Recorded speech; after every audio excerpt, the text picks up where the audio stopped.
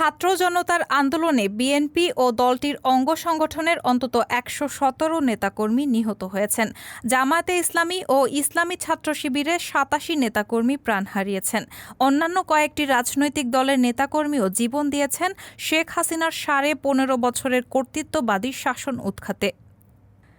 অভ্যুত্থানকে রাজনৈতিক রূপ না দিতে হতাহত নেতাকর্মীর তালিকা গোপন রাখার কৌশল নিয়েছে দলগুলো।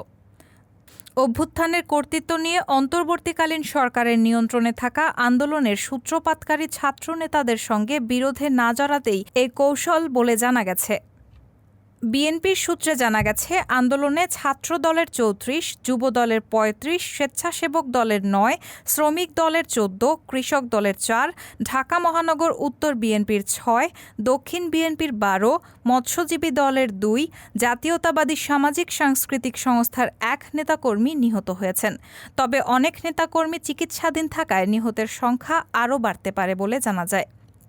বিএনপি এবং দলটির অঙ্গ সংগঠনের নেতাকর্মীদের বেশিরভাগের প্রাণ হারিয়েছে ৪ ও ৫ আগস্ট। রায়হানা মুন, সবার কথা।